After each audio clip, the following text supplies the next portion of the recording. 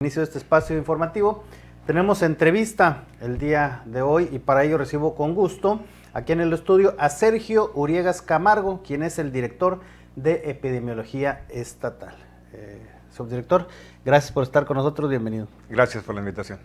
Pues para platicar, la gente ha estado comentando sobre esta intensa ola de calor que se ha anunciado, esta tercera ola de calor que se ha destacado a partir del día de ayer, hoy da arriba a Tamaulipas con intensas temperaturas, mencionaban por ahí hasta 46 grados centígrados en los días de mayor calor. ¿Cómo están las condiciones en el estado? Sí, efectivamente, el pronóstico nacional de olas de calor en el país nos dice que son 5 olas en total las que se van a presentar. De estas 5 olas, una ya pasó desapercibida, de hecho, por nuestro estado, sin mayor problema. La segunda sí nos afectó, nos pegó entre el día del 7 al 10 aproximadamente de mayo. Hubo por ahí alrededor de 47 casos de golpe de calor, de casos relacionados con las temperaturas extremas por calor. Y bueno, faltan todavía otras quizás pronosticadas entre mayo y junio, quizás 2 o 3 más. Viene una tercera ola, aparte de, ya que ya la tenemos inminente, prácticamente a partir de mañana, del 21 al 30 de mayo, sería la tercera, y quizás faltarían 1 o 2 más, aparte de estas, de aquí a que termine la temporada de calor. Se habla que son aproximadamente 10 días, pero se mencionaba que era del 25 al 27 los días que se espera mayor intensidad. Sí, nos basamos en pronósticos de Conagua. Conagua nos proporciona, está permanentemente en contacto con nosotros. Y sí, nos proporcionó un reporte en donde comentan que los días de la ola de calor, y estamos hablando de temperaturas de más de 41, 42 grados, 10 días del 21 al 30 prácticamente, y con unos, como bien lo dices, un pico alto entre el 25, 26 y 27. O sea que vamos a estar con mucho calor, pero aparte viene un repunte en esos días, del 25 al 27. Hasta el momento, ¿cuáles son las estadísticas? Se hablaba por ahí 4 o 5 defunciones. ¿Qué nos ha dejado oficial estas intensas temperaturas? Sí, relacionados con las temperaturas de calor extremas, se han presentado 5 casos hasta ahorita de defunciones relacionadas con calor. Sin embargo, están sujetas a dictaminación por especialistas. Ahorita se han dictaminado 4, falta una. La distribución de estos casos por calor, se han presentado 2 en el Mante, que es una zona que tradicionalmente tiene altas temperaturas y que seguramente en estos días también van a estar muy expuestos. Una más en Padilla, en Matamoros y en Altamira, respectivamente, un caso por cada municipio, y 2 en el Mantes, en total 5. Y bueno, la última ocurrió hace 2 días, está todavía pendiente de dictaminarse, y esto se realiza para llevar un buen control de las causas y poder hacer una buena planeación y prevención entre futuros eventos de este tipo en el estado. Ese es en cuestión de las defunciones, pero ¿cuántos casos se han atendido? Se habla que ha habido un aumento también de atención en los hospitales, clínicas. Sí, el 80% de los casos que se presentan caen directamente en los hospitales, y esto es importante porque denota o demuestra la gravedad de los casos cuando se llegan a presentar. Estamos hablando que de 8 de cada 10 personas que tienen golpe de calor caen en los hospitales, en urgencias, incluso directo a cuidados intensivos. El número de casos que se han presentado desde en lo que va del año de la temporada de calor es de 84 casos, pero también es importante comentar que de esos 84 casos, la mayor parte de los casos, estamos hablando de 47 casos de los 84, se presentaron en solo 3 días durante la segunda ola de calor en el estado. Y viene una segunda ola, o sea, esperemos, y es lo que tratamos de evitar, que la gente esté consciente de que en esta ola se presentan una gran cantidad de casos relacionados con temperaturas extremas por calor. ¿Qué recomendaciones vienen para precisamente prevenir, evitar este tipo de situaciones? Bueno, hay recomendaciones básicas que todo mundo debe de atender, es en relación a la persona, es primero evitar los rayos directos al sol entre las 11 y 4 o 3 de la tarde, para evitar las máximas temperaturas durante el día y a veces no solamente durante la exposición directa a los rayos del sol, hay lugares cerrados al interior de los trabajos o al interior de las casas en donde las temperaturas son muy elevadas, no hay ventilación y eso implica también una exposición a altas temperaturas y no necesariamente directo al sol. Por condiciones de trabajo quizás se pueda producir eso. Y hay que evitar ese tipo de situaciones, pasarse a lugares frescos, evitar hacer ejercicio en esas horas. Usar ropa fresca de un color claro, preferentemente de algodón que permita la transpiración, que se acumule el calor, y protección, el sombrero, la cachucha, los lentes oscuros y preferentemente, si es posible, usar un protector solar, un bloqueador. Se recomienda el F15. Y tomar en cuenta que si se llega a usar ese bloqueador, que no lo usen una vez al día, sino que se use se aplique cada hora y media, que es el indicador 15, el factor 15 indica que cada 150 minutos se debe de estar utilizando. ¿Cuáles son las recomendaciones para las viviendas? Digo, obviamente pues muchas familias pues no cuentan con aires acondicionados.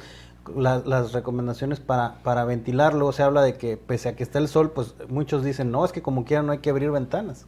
Sí, en las horas pico, cuando estén las casas expuestas a las altas temperaturas, sí hay que cerrar las puertas, las ventanas, evitar que se filtren, poner cortinas, o sea, cerrar las cortinas para evitar que se convierta prácticamente en un horno la casa, y utilizar ventiladores. Todo el mundo tenemos ventiladores, y una medida quizás importante y básica sería colgar lienzos de tela húmedos expuestos al ventilador para que se humedezca un poco el ambiente y corra y circule la humedad y pueda disminuir rápidamente la temperatura. En las noches, cuando las temperaturas descienden, hay que enfriar la casa y ahí sí hay que abrir las ventanas, hay que abrir las puertas para que se permita la ventilación y poder soportar un poquito mejor las temperaturas durante el día. Mucho se habla sobre las recomendaciones, creo que en todos los casos de cuidar a los extremos de la vida, a los menores de edad y a los adultos mayores, pero pues me imagino que la afectación es pareja, ¿no? Definitivamente, los golpes de calor y zonas estadísticas se presentan en todos los rangos de edad. Cada etapa de la vida tiene sus grupos vulnerables. Por ejemplo, en los recién nacidos no tienen la capacidad de regular la temperatura. Ese es un grupo vulnerable. Cuando pasan a la etapa de la niñez, son muy frecuentes las diarreas y más en esta temporada de calor en donde los alimentos se descomponen muy fácilmente y ese es otro grupo vulnerable. Los niños con diarrea hay que cuidarlos, hay que hidratarlos, hay que evitar que consuman alimentos en la calle que no estén en condiciones de higiene y de refrigeración. Después seguimos con la etapa de la juventud, de los jóvenes entre los 20 y los 30 años, en donde ahí están expuestos a otros factores que los hace vulnerables, como por ejemplo es el alcohol, las bebidas muy azucaradas, las drogas. Quizás todos esos jóvenes que usan ese tipo son vulnerables a los golpes de calor por obvias razones. Entonces, pierden el conocimiento, no están orientados o se deshidratan con las bebidas alcohólicas. Después seguimos avanzando con la otra etapa de vida productiva de más adultos y allí los grupos vulnerables precisos son cuando trabajan en lugares expuestos al sol, los albañiles, las personas que se dedican al campo, los agricultores, los de ganadería, en la ciudad pues los que están trabajando en los empleos de calle que son muy frecuentes, están expuestos a estas temperaturas. Y finalmente, la etapa ya de adultos, es importante mencionar que son las personas que tienen algún tipo de comorbilidad, como la diabetes, la hipertensión, insuficiencia renal, problemas cardíacos, que finalmente son vulnerables ante estos cambios y se descompensan muy fácilmente. Y de hecho en este grupo es donde más frecuentemente se están presentando las defunciones. Es muy recomendable que las personas, si tienen familiares en estas condiciones de los grupos vulnerables que acabo de mencionar, hagan sus medidas de prevención muy puntuales, que los cuiden, que estén atentos, personas de edad avanzada que estén con algún tipo de comorbilidad y que tengan por ahí un tipo de dependencia, que estén atentos, incluso los vecinos, es muy recomendable que los vecinos también estén apoyando a gente que por ahí detecten que no tienen familia, que estén solos, que están enfermos, hay que protegerlos, hay que estarlos cuidando por ahí para evitar este tipo de situaciones. Hablaba ahorita del tema de los trabajadores, obreros de la construcción. ¿Qué recomendaciones hay? ¿Cómo hacer? Digo, pues obviamente ellos pues la mayor parte de su labor la desempeñan en estos horarios de más intensas temperaturas. Sí, justamente doy un ejemplo, nuestro secretario de Salud por ahí ya nos giró instrucciones al área de trabajadores de campo de nuestra Secretaría que están expuestos a durante la hora de calor, ya se giró instrucciones para que cambien los horarios de trabajo y eviten la exposición directa al sol entre las 11 y las 3 de la tarde. Quizás esas recomendaciones se realicen, de hecho ya se realizaron este tipo de recomendaciones ayer justamente hubo una convocatoria al Comité Estatal de Seguridad en Salud, en donde se presenta de manera oficial, por indicación de nuestro secretario, la alerta epidemiológica, y ahí se detonan todas las actividades preventivas dirigidas a las autoridades, instituciones e instancias que correspondan para que se realicen las estrategias como esta que acabas de mencionar, de evitar que los trabajadores obreros, a los albañiles que estén expuestos a estas temperaturas, principalmente en los horarios de pico, de 11 de la mañana a 3 de la tarde. Las empresas, también están obligadas a dar alguna protección al trabajador, hidratación o recomendaciones. Se recomienda que si, por ejemplo, otro ejemplo, en las áreas deportivas municipales, se les recomienda a los municipios que primero, si tienen las unidades deportivas ocupadas o abiertas al público, que regulen los horarios en estas olas de calor, que regulen los horarios para evitar que entren los muchachos, que es un grupo vulnerable, como lo había comentado, que eviten entrar a esos horarios a las unidades entre las 11 y las 12 y que garanticen agua, porque también es muy importante que haya acceso al agua en un momento dado en las unidades. Y así cada una de las instancias que corresponda, las recomendaciones a la Secretaría General de Gobierno, a la Secretaría de Deportes, también estuvo presente en la reunión del comité y atento a las indicaciones y por ahí los torneos que se realicen también en esos días también van a ser diferidos para evitar la exposición durante la ola. ¿Apertura de albergue se tiene programada? ¿Como pasa en frío ahora? Nos pasó un reporte, Protección Civil, efectivamente, ya de manera local. Cada jurisdicción sanitaria convoca a los Protección Civil, a los presidentes municipales o sus representantes en salud para verificar que haya disponibilidad de albergues en donde se puedan atender. Incluso se recomienda que los municipios estén atentos junto con Protección Civil para que hagan recorridos en las horas picos durante la ola de calor, para proporcionar agua y verificar que todo esté bien y trasladarlos a los albergues que deben de estar climatizados, cuando menos asegurar una temperatura adecuada y garantizando el traslado y el acceso al agua. ¿Ahorita hay alguno abierto?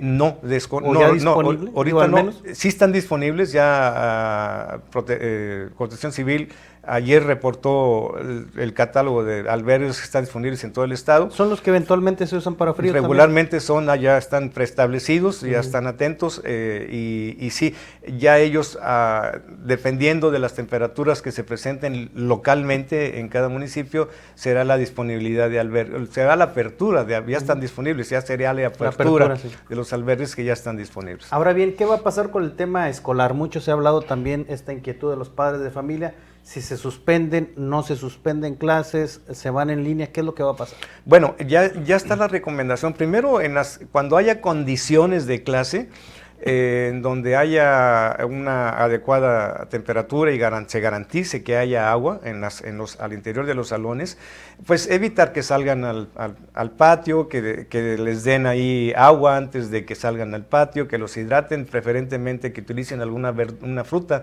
de alto contenido en agua, como la pera, como la sandía. Evitar que cuando salgan estén expuestos directamente a los rayos del sol, sino que estén en lugares sombreados. Cuando no se garanticen las condiciones, se recomienda que prácticamente, ya lo comentó nuestro secretario de Salud con las autoridades de educación, que no haya presencia y que se haga la alternativa de clases vía virtual. Serían esas en términos generales, independientemente de que se recomiende todas las medidas generales que ya acabo de mencionar. ¿A partir de cuál temperatura se podría decir que, bueno, pues no deberían de acudir a los planteles? Bueno, no hay una temperatura específica, no hay un rango fijo o estándar que aplique a todos los municipios, a todo el estado, porque hay obvias razones. En Tampico, por ejemplo, las condiciones de humedad hacen que cualquier variación, aunque no sea mucha, se resienta, a diferencia de Mante, que se maneja a temperaturas muy altas y ahí es más tolerante normalmente. O sea, cuando vamos al Mante, nosotros vamos y nos asamos de calor cuando la gente de ahí está más o menos tranquilo. Van a subir muchísimo las temperaturas, allá hasta 50 grados en la temperatura que se va a percibir, pero por eso es muy preciso que en el Mante se ponga mucha atención. Pero sí, cada municipio tiene sus rangos. Hay unos rangos que nos dio Conagua por municipio que nos pueden orientar a tomar ese tipo de decisiones ya de manera local. Aquí en Ciudad Victoria, ¿cómo pudiera ser? Aquí anda alrededor de los 42 grados, por arriba de los 42 grados ya se puede manejar la alternativa de utilizar las clases virtuales. ¿Eso es hablando de temperaturas o de sensaciones? Porque luego son cosas distintas, ¿no? Son las temperaturas, tal cual, así es. Y bueno, y esa ha sido la recomendación para todos los planteles, que en base a cada municipio pues vayan valorando la condición. Sí, es correcto. Al interior de cada jurisdicción sanitaria se convoca, así como en el estado, nuestro secretario nos convocó a un comando de incidencias y luego convoca al Comité Estatal de Vigilancia Epidemiológica, donde se expone el riesgo y se verifica que sí hay la ola de calor y los riesgos que implican, y se emite una alerta epidemiológica y convoca al Comité Estatal de Seguridad y Salud. En paralelo, cada jurisdicción hace lo propio, de manera que ya localmente, ante las circunstancias particulares de cada jurisdicción, te toman decisiones más precisas en base a las temperaturas que se presenten por municipio. Muy bien. En las clínicas, centros de salud, hospitales, ¿hay las condiciones para atender esta problemática? Sí, en la tercera ola hay 3 fases. Una fase de preparación, una fase de atención y una fase post-evento. En la fase de preparación justamente ocurre eso, y no solamente al interior de la Secretaría, sino se comenta que a todas las instancias que en esa fase de preparación estén listos para, por ejemplo, distribuir agua, tienen que comprar agua, y eso hay que hacerlo antes. Así nosotros como Secretaría de Salud y como sector salud, de hecho, IMSS, ISSSTE, todas las instituciones que nos va a tocar atender directamente a los casos relacionados con calor, se tienen que realizar medidas de preparación antes del evento, como es capacitación, y eso ha estado ocurriendo también en nuestra Subsecretaría de Atención Médica, con el doctor Martínez Alcocer, en coordinación con la gente de enseñanza, convocan a los médicos de los hospitales y centros de salud para dar capacitación y que puedan hacer un discernimiento de diagnóstico sobre casos relacionados con temperaturas de calor. Muy bien.